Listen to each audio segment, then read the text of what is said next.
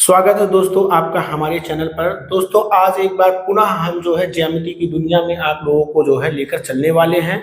और आज का वीडियो बहुत ही खास है क्योंकि आज के वीडियो में हम आपको बताने वाले हैं कोणों के वर्गीकरण के बारे में। और कोणों का जो वर्गीकरण हुआ है उसको मैंने यहाँ पर रिप्रेजेंट किया है, लिखा है। इसमें शून्य कोण आता है, न्यून कोण आता है, समकोण, अधिक कोण, सरल रेखा पर बना कोण, बृहत कोण और संपूर्ण कोण। ये सब क्या होते हैं, इनकी परिभाषा क्या है और इनको हम कैसे डिफाइन कर पाएंगे देखकर कि ये कौन सा कोण है, शून्य कोण है कि बृहत कोण है, अधिक कोण है, न्यून कोण है।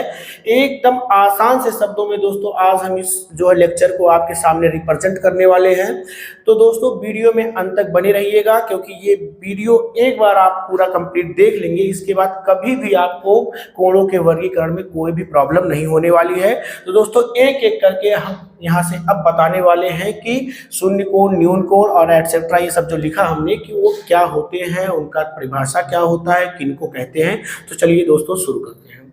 तो दोस्तों सबसे पहले हम यहाँ पर बताने वाले हैं शून्य कोण के बारे में। शून्य कोण क्या होता है, तो यहाँ पर इसकी परिभाषा आप आसान से शब्दों में ये कह सकते हैं कि एक ऐसा कोण जिसका मान क्या हो, शून्य के बराबर हो, आप उसे क्या कह सकते हैं, शून्य कोण कह सकते हैं। ऐसा कोण जिसका मान शून्य डिग्री के बराबर हो, शून्य डिग्री के बराबर हो, उसी को हम क्या कहेंगे, शून्य कोण कहेंगे। जैसे आपने देखा होगा कि कोण इस तरीके से बनता है, जब दो रेखाएं, या रेखा नहीं कह सकते हैं, जब दो रे किरण का एक ही जो है ओरिजिनेटेड पॉइंट होता है, अर्थात दो किरण जब एक ही बिंदु से निकलते हैं तो यहां पर बनता है कोण। अगर हम इसे थीटा से रिप्रेजेंट करें तो यहां पर शून्य कोण के लिए क्या हो जाएगा कि यदि थीटा का मान 0 डिग्री हो जाए, अर्थात यहां पर कहने का मतलब ये है कि देखिए एक बेस लाइन है और ये एक लाइन है, टर्मिनल लाइन कह सकते हैं इसको। अगर ये टर्मिनल लाइन इसी लाइन पर आ जाए वापस, लाइक इस तरीके से हो जाए, जैसे मान लीजिए कि ये एक हमारा किरण है जिसका नाम हमने रखा OA, और इसी पे जो दूसरा किरण हमारा OB है वो भी इसी लाइन पर हो जाए, ठीक है, इसी लाइन के ऊपर बन जाए, तो इस कंडीशन में यहां पर जो कोण बनेगा वो शून्य कोण बनेगा। ठीक है, आप फिर से एक बात समझ सकते हैं। देखिए यहां पर जैसे ये OA है और ये हमारा OB है, जब OB वाली जो OB रे है वो कहां पर आ जाए, OA पर आ जाए, अर्थात दोनों रेखाएं एक दूसरे के ऊपर हो जाए, तो उस समय जिस कोण का निर्माण होगा उसी को हम शून्य कोण कहते हैं। अर्थात यहाँ पर थीटा का मान क्या होगा, 0 डिग्री के बराबर होगा। इसके बाद हमारा दूसरे नंबर पर आता है न्यून कोण। न्यून कोण क्या है, इसी को हम इंग्लिश में कहते हैं एक्यूट एंगल। ठीक है, अर्थात एक ऐसा कोण जो 0 डिग्री से बड़ा हो लेकिन 90 डिग्री से छोटा हो। जैसे मान लीजिए एक कोण थीटा है, ये थीटा क्या होगा, 0 डिग्री से बड़ा होगा लेकिन 90 डिग्री से क्या होगा, छोटा होगा। ऐसे ही कोण को हम क्या कहते हैं, न्यून कोण कहते हैं। अर्थात परिभाषा दे सकते हैं कि एक ऐसा कोण जो 0 डिग्री से बड़ा हो लेकिन 90 डिग्री से कम हो, ऐसे ही कोण को हम क्या कहते हैं, न्यून कोण कहते हैं। इसके बाद तीसरे नंबर पर हम बताने वाले हैं समकोण के बारे में। तो इस समकोण के बारे में आई होप आप सभी लोगों को अच्छे से पता होगा कि यहाँ पर क्या होता है, थीटा का जो मान होता है वो एग्जैक्ट 90 डिग्री होता है, एकदम मतलब कि एकदम एग्जैक्ट जिसको कहते हैं। अर्थात यहाँ पर जो होगा वो थीटा की जो वैल्यू होगी वो 90 डिग्री के बराबर होगा। और थीटा है क्या, थीटा एक कोण है, और एक ऐसा कोण जिसमें थीटा का मान एग्जैक्ट, एकदम एग्जैक्ट 90 डिग्री होगा, वहां पर बनेगा समकोण। अब देखिए अधिक कोण क्या होता है, जिसको हम इंग्लिश में कहते हैं ऑब्ट्यूज एंगल। अर्थात एक ऐसा कोण जो 90 डिग्री से बड़ा हो लेकिन 180 डिग्री से कम हो। जैसे मान लीजिए थीटा एक एंगल है, तो यहां पर ये एंगल क्या होगा, 90 डिग्री से कम होगा। ठीक है, सॉरी मिस्टेक हुआ, 90 डिग्री से बड़ा होगा लेकिन 180 डिग्री से कम होगा। अर्थात परिभाषा दे सकते हैं कि एक ऐसा कोण जो 90 डिग्री से बड़ा हो, 90 डिग्री से बड़ा हो लेकिन 180 डिग्री से कम हो, तो ऐसे ही कोण को हम क्या कहेंगे, अधिक कोण कहेंगे। इसके बाद आता है सरल रेखा पर बना कोण। सरल रेखा क्या होता है, जैसे मान लीजिए ये देखिए हमने बना दिया एक रेखा, ये ठीक है, मान लेते हैं इस रेखा का नाम है AB। ये हमारी है एक सरल रेखा, और सरल रेखा पर जो कोण बनता है वो एग्जैक्ट 180 डिग्री का होता है। अर्थात ये यहां से लेकर यहां तक, ठीक है, ये इसका जो है पॉइंट मान लेते हैं वो है। अब इसमें क्या होता है, जैसा हमने बताया अभी कि मान लीजिए इस तरीके से है, ये O है, ये लाइन हमारा A है, ये लाइन हमारा B है। अब ये OA बढ़ता जाए इस साइड ऐसे से बढ़ता जाए और आके यहाँ रुक जाए, तो ये पूरी लाइन अर्थात ये OA ये हो जाएगा। अर्थात ये एक सीधी रेखा बन जाएगी, और सीधी रेखा पर जो एंगल बनता है, कोण बनता है, उसका मान एग्जैक्ट 180 के बराबर होता है। अर्थात यहाँ पर थीटा जो होगा वो 180 डिग्री के बराबर होगा। चलिए आगे चलते हैं। अब देखिए बृहद कोण क्या होता है, इसको हम इंग्लिश में कहते हैं रिफ्लेक्स एंगल। और रिफ्लेक्स एंगल क्या होता है, एक ऐसा कोण, लेट कर लीजिए थीटा एक एंगल है, तो यहाँ पर थीटा क्या होगा, 180 डिग्री से ज्यादा होगा लेकिन 360 डिग्री से क्या होगा, कम होगा। तो हम ऐसे ही कोण को बृहद कोण कहते हैं। ठीक है, एक ऐसा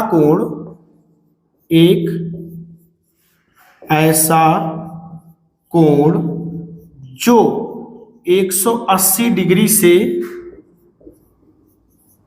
बड़ा हो लेकिन 360 डिग्री से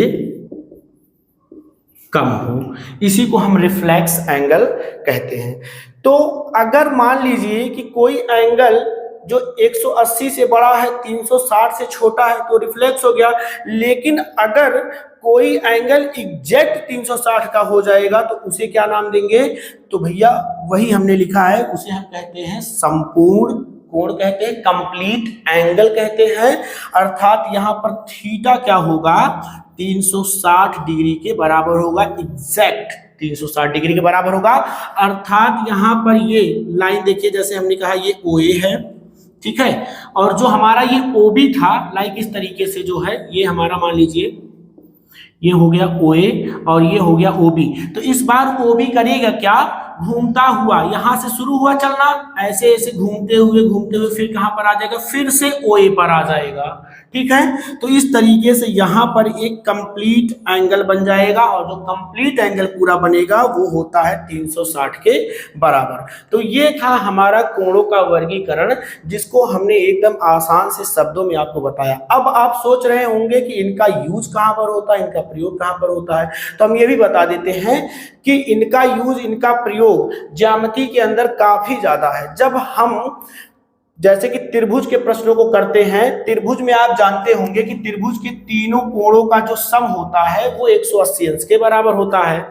ठीक है, तो कभी कभी वहां पर क्या करते हैं कि आपको ऐसे दे देंगे, कोई सा भी ट्रायंगल दे देंगे, या फिर जैसे मान लीजिए कि यहाँ पर उन्होंने दे दिया यक्स निकालना है, यहाँ पर 40 दे दिया, यहाँ पर 50 दे दिया।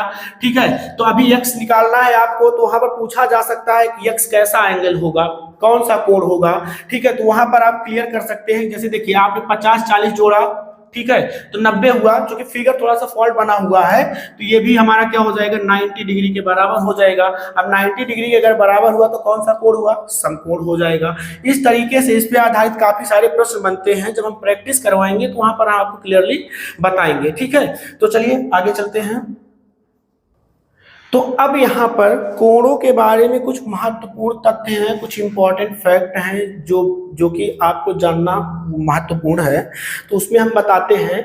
महत्वपूर्ण तथ्य में हम सबसे पहला पॉइंट लेते हैं यहाँ पर कोटि पूरक कोण। आपने नाम सुना होगा कोटि पूरक कोण, कोटि पूरक कोण, जिसको हम इंग्लिश में कॉम्प्लीमेंट्री एंगल के नाम से जानते हैं।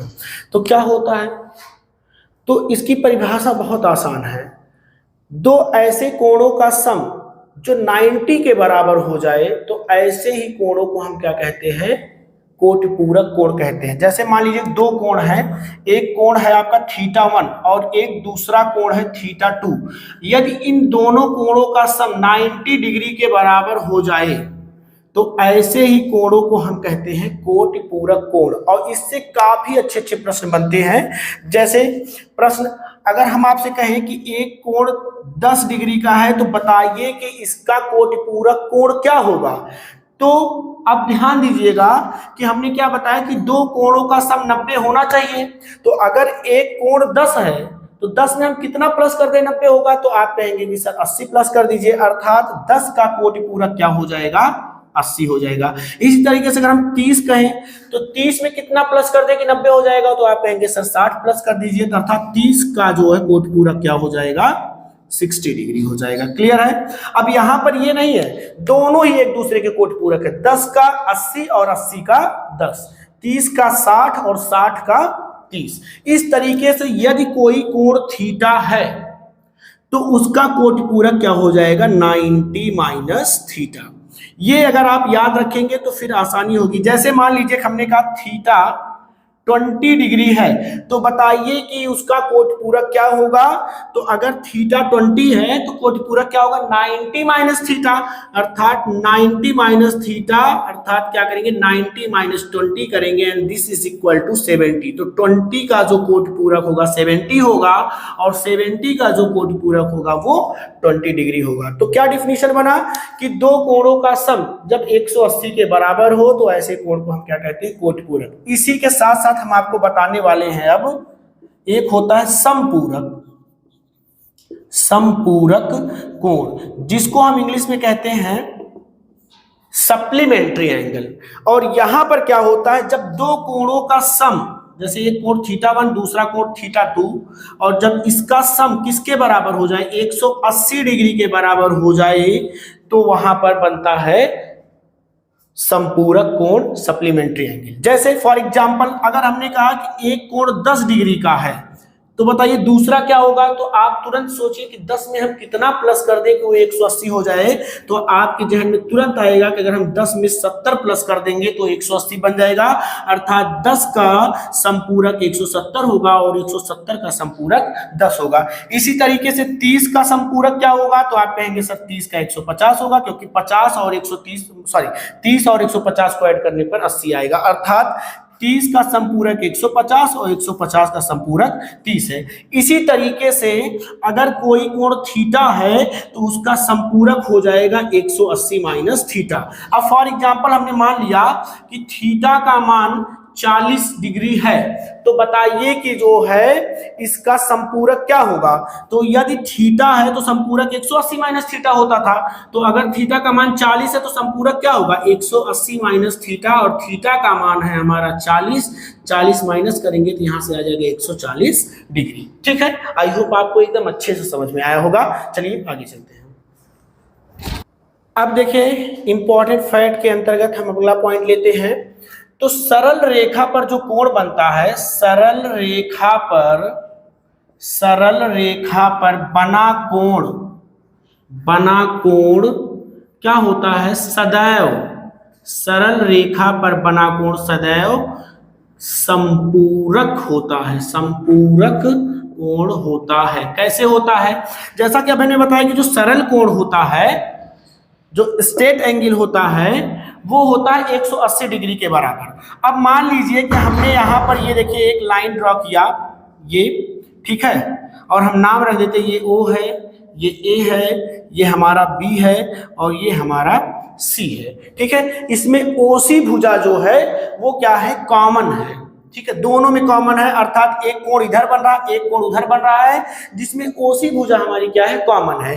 तो यहां पर जो पूरा एंगल बनेगा यहां से लेकर यहां तक, ये कोण पूरा बनेगा 180 का, जिसमें अगर इतना कोण थीटा हो जाए तो दूसरा क्या हो जाएगा, 180 माइनस थीटा। वही बात हमने लिखा कि सरल रेखा पर बना कोण सदैव संपूरक होता है। जैसे मान लीजिए कि मैंने यहाँ पर एक लाइन ड्रॉ किया और इस लाइन को हमने जो है इस तरीके से जो है 2-3 भागों में डिवाइड कर दिया, ठीक है, इस तरीके से। ध्यान दीजिएगा,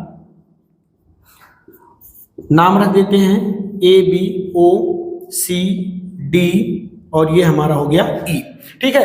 अब यहां पर देखिए कितने कोण बन रहे हैं, एक हो गया हमारा θ1, दूसरा हमारा कोण बना θ2, तीसरा कोण हमारा बना θ3 और चौथा हमारा हो गया θ4। अगर हम इसको प्लस कर दें, अर्थात θ1 θ2 θ3 θ4, तो ये हमारा किसके बराबर होगा, ठीक है। जैसा कि हमने बताया कि सरल रेखा पर बना कोण सदैव संपूरक होता है, अर्थात ये पूरा कंप्लीट अगर हम सबको ऐड कर देंगे तो ये किसके बराबर हो जाएगा, 180 डिग्री के बराबर हो जाएगा। इस पॉइंट को आप जरूर जो है ध्यान दीजिएगा, इस पॉइंट पे ये बहुत इंपॉर्टेंट है, इससे बड़े अच्छे अच्छे प्रश्न बनते हैं, ठीक है। चलिए आगे चलते हैं। अब देखिए अगला पॉइंट हमारा क्या है, आपने जो है गुणा का निशान देखा होगा, मल्टीप्लिकेशन का साइन देखा होगा। मल्टीप्लिकेशन साइन कुछ इस तरीके से होता है, अर्थात ये दो रेखाएं हैं और जब ये दो रेखाएं एक दूसरे को प्रतिच्छेद करती हैं तो यहाँ पर एक बहुत ही महत्वपूर्ण कोण का निर्माण होता है। इस पॉइंट को सबसे पहले हम लिख रहे हैं कि जब दो रेखाएं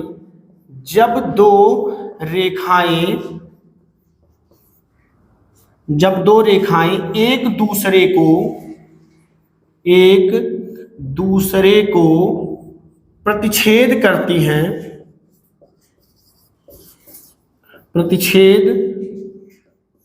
करती हैं तो शीर्षाभिमुख कोण बनता है।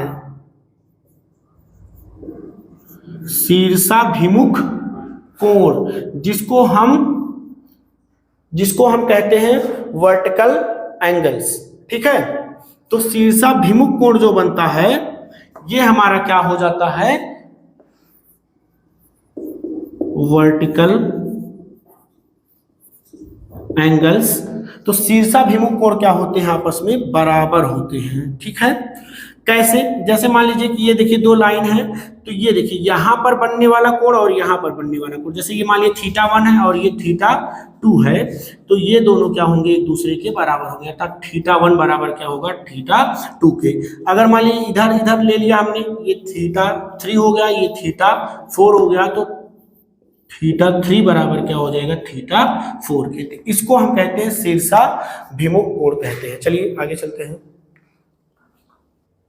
दोस्तों। इसको जो है वर्टिकल एंगल्स नहीं, थोड़ा सा स्पेलिंग मिस्टेक हो गया था, हम जो है वही लिखने वाले थे, बट जो है थोड़ा जल्दीबाजी में मिस्टेक हो गया। इसको कहते हैं vertically opposite angle, vertically opposite angles कहते हैं, ठीक है दोस्तों। तो दोस्तों आई होप आज का जो ये लेक्चर था ज्यामिति से रिलेटेड आप लोगों को अच्छा लगा होगा, पसंद आया होगा। तो आप अपने मित्रों को, अपने दोस्तों को, अपने हित बंधुओं को शेयर कर दीजिए। और यदि आप हमारे चैनल पर नए हैं तो कृपया करके हमारे चैनल से जुड़ जाइए, क्योंकि हमारे चैनल पर जो भी पढ़ाया जा रहा है दोस्तों, वो एकदम चैप्टर वाइज पढ़ाया जा रहा है। और जिस चैप्टर को हम लोग पढ़ा रहे हैं वो चैप्टर शुरू करते हैं और एकदम एंड तक लेकर जाते हैं, फ्री ऑफ कॉस्ट है ही है, ठीक है। बस क्या करना है, आपको हमारे साथ जुड़ जाना है दोस्तों। तो आज के लिए दोस्तों इतना ही है। फिर ज्यामिति में अभी बहुत सारी चीजें बची हुई हैं, उसको हम स्टेप बाय स्टेप आपको एकदम अच्छे से पढ़ाएंगे, एकदम आराम से पढ़ाएंगे। तो आज के लिए इतना ही है। Thank you.